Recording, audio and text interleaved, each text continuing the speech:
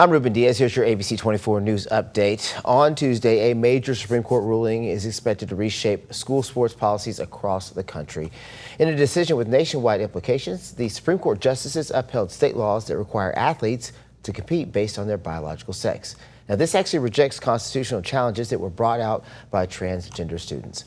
The Supreme Court ruled the states can require students to compete on school sports teams based on their biological sex. Now, this upholds laws in West Virginia as well as in Idaho. Writing for the majority, Justice Brett Kavanaugh said that these laws do not violate the Constitution's Equal Protection Clause.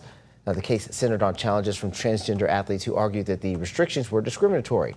The decision leaves unresolved separate legal challenges, though, in states like California and Connecticut, where policies allowing transgender athletes to compete based on gender identity still remain in place. So some reaction to that ruling came quickly from the Tennessee Equality Project, which called the decision, quote, profoundly disappointing. The advocacy group claims that the ruling further marginalizes transgender and gender diverse people by limiting access to school sports. The organization plans to continue pushing for equal protections and participation in education, healthcare, employment, family life, and athletics, despite the court's decision.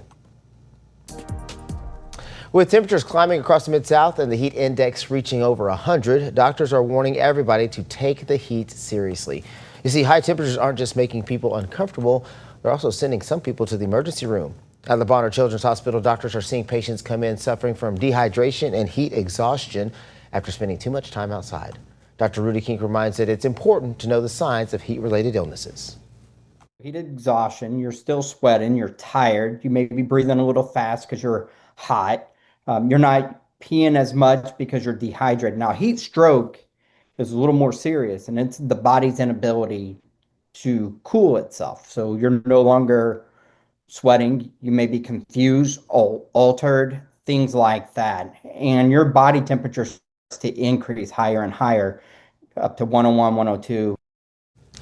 Doctors recommend drinking plenty of water, taking frequent breaks in the shade or air-conditioned areas, and planning outdoor activities early in the morning or later in the evening. Now, with those dangerous heat temperatures expected to stick around this week, the city of Memphis is opening the cooling centers to help people who need a safe place to escape those temperatures. The center, which is located inside the Hospitality Hub on Washington Avenue, is going to be open from 4 until 8 o'clock. It's designed to provide temporary relief for people experiencing homelessness during extreme heat. Guests can check in without an ID, and MATA is offering free rides to the center for anybody who needs transportation. All right, that is your ABC 24 News update for now. Thank you so much for watching. I'm Ruben Diaz.